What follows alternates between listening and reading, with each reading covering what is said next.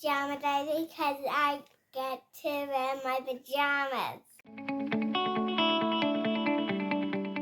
Hello and welcome to Early Childhood Ireland's podcast. I'm Máire Corbett and I work with Early Childhood Ireland. To mark National Pyjama Day this year, we're having some really special edition podcasts, both with beneficiaries of the funds that National Pyjama Day raises. And over the next few weeks, we'll be chatting too with some members of Early Childhood Ireland about the fun and the magic that Pyjama Day brings to their settings. So today I'm delighted to be joined by Fiona Ferris, who's the Deputy CEO and Head of Training at AsIAm. AsIAm, as you're probably aware, is Ireland's national autism charity. They're working to create a society in which every autistic person is empowered to reach their own personal potential and to participate fully in society. They believe that by developing the capacity of the autism community and addressing the societal barriers to inclusion, Ireland can become the world's most autism-friendly country. So Fiona, you're really welcome. I'm delighted to have you with us today. Thanks so much, Máire. Really excited to be here. So Fiona, can you tell us about your work and who AsIAm supports, please, to start us off? Of course. So AsIAm is Ireland's national autism charity and advocacy organisation. So our community is the autistic community and their families. So anybody who's been diagnosed, who's going through the process of diagnosis, or who is a family member to somebody who has a diagnosis of autism, that is who we support.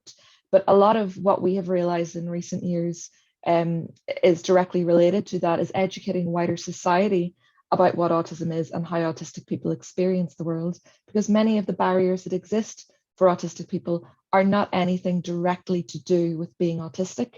They're to do with how society chooses to respond to autism and the lack of understanding that surrounds it. So a huge amount of the work that we do is in the education of other people, whether it's in businesses, schools, universities, right across the community. We have different projects that address becoming autism friendly as a community, becoming autism friendly as a school, a business, a university. We have projects that directly impacts each aspect of society. But then on top of that as well, we have our community support and advocacy element.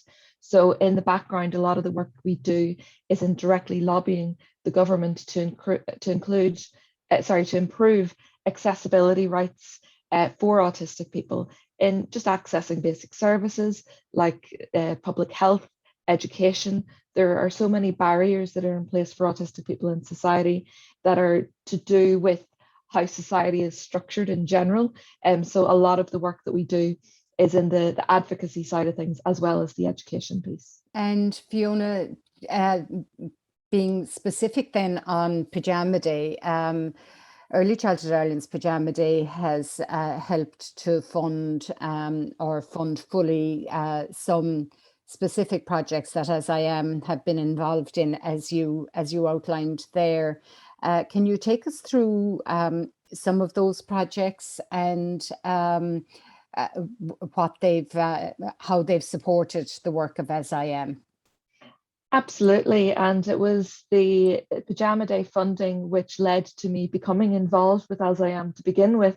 So I came on board in AsIAm in 2017 as the early years coordinator after a proposal had been put into the Community Foundation Early Childhood Ireland to access Pyjama Day funds in order to develop a programme that was specifically aimed at supporting autistic children and their families in the early years sector.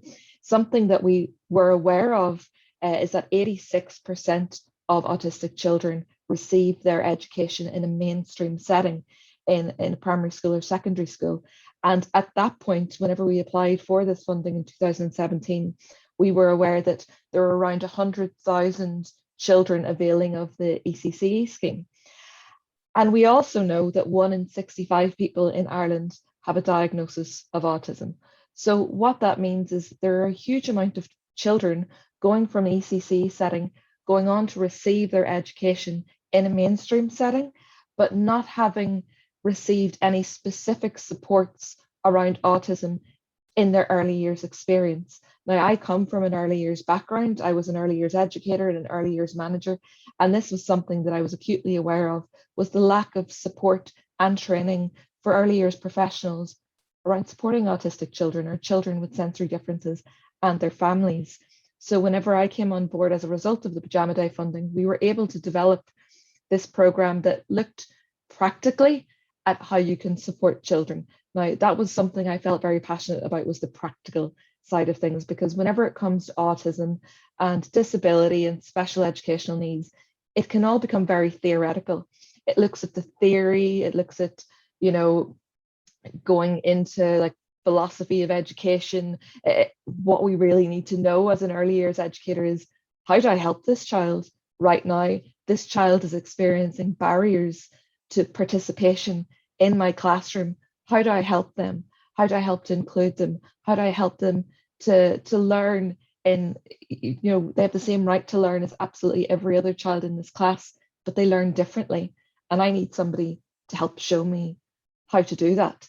So we were able to develop a training program that was specifically aimed at practically supporting autistic children in the early years setting, but also building the confidence of early years professionals to trust in their own ability to know the child.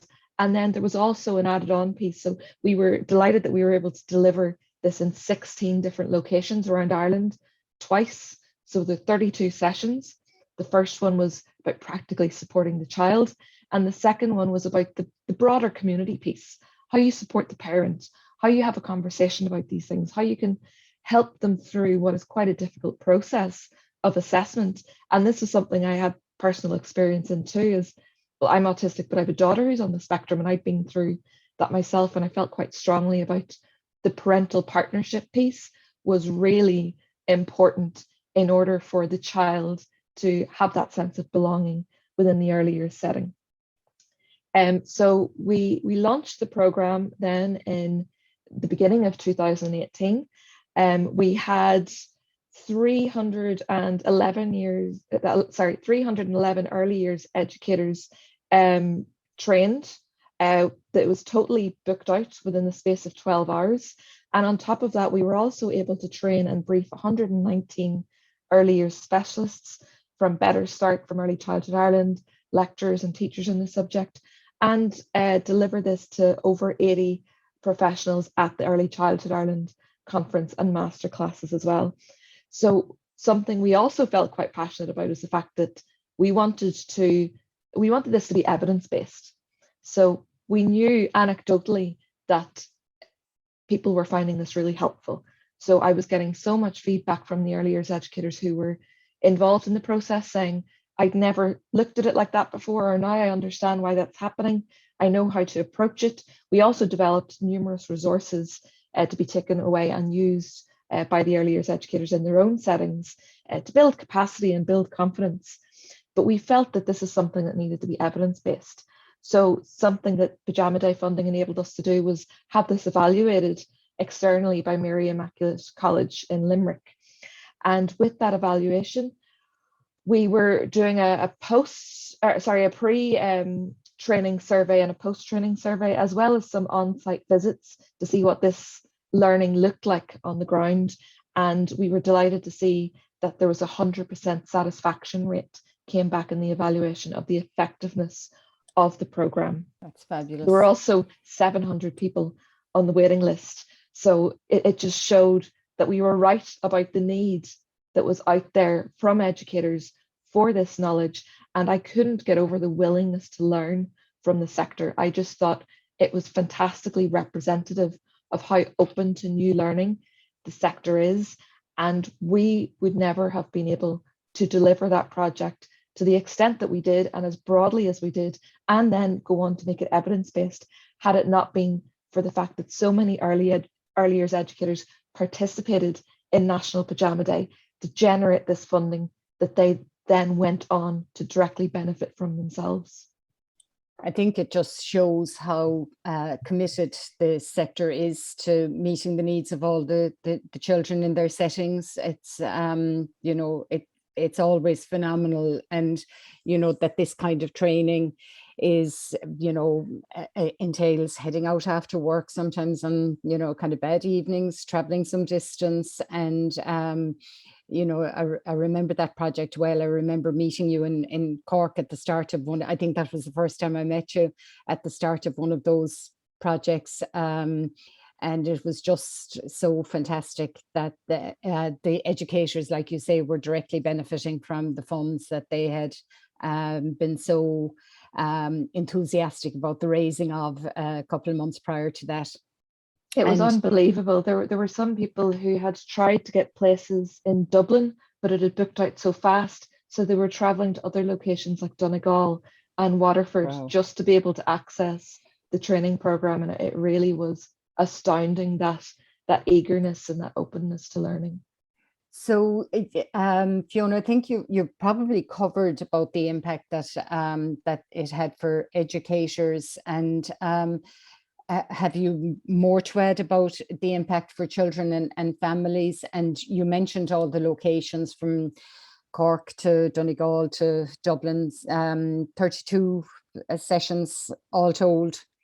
Yes, it really was. It was an intense process, very intense, but very, very enjoyable and very rewarding, not just for me professionally delivering it, but to see, whenever reading the report and staying engaged with the various professionals who were involved in the program, just how much it motivated them to go on and learn more. And there are some people who I'd still be in contact with today who have gone on to study further in the area of special needs education or autism. In terms of the reach for children, or the impact for children, there is no upper limit on that figure, because like we said, we know that at that point there were 100,000 children engaged in the ECC program, and we know that 1 in 65 have a diagnosis, but what we don't know is the amount of children who were yet to receive a diagnosis. And the thing about autism friendly approaches in an early years setting or in education is that it's actually just looking at the child as an individual. It's addressing their needs profile, their strengths, their challenges as an individual.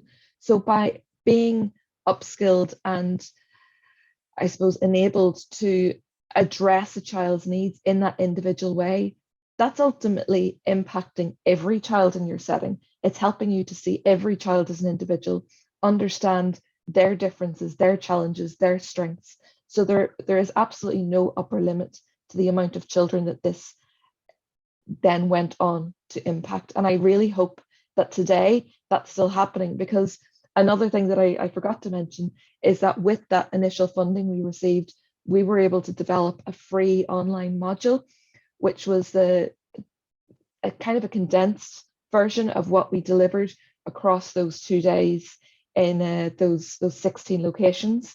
But we were able to develop an online module that is still free to access. And I still have people contacting me every week looking for access to that module. So that's going to continue to impact families for as long as AsIAm exists. You know, that module is still there and free and available to whoever wants to access it. So it's just another way that we've been able to make this a sustainable long-term project rather than a one-off kind of limited impact. It's something that we will be coming back to for a long time. Great, Fiona. Thanks a million for that. It's and I think they're the kinds of projects that it's really important to support, that there's that ongoing support, that ongoing information that ensures that the benefits continue into the present day and into the future. So Fiona, thanks a million for that overview and reminding us of the importance of seeing children as individuals and how that supports all children, not just children who have a specific diagnosis. And to everybody who's listening, don't forget to register for Pyjama Day on our website, and remember to follow our social media channels for all the updates. So thanks for listening, and looking forward to a great Pyjama Day 2021. Thank you.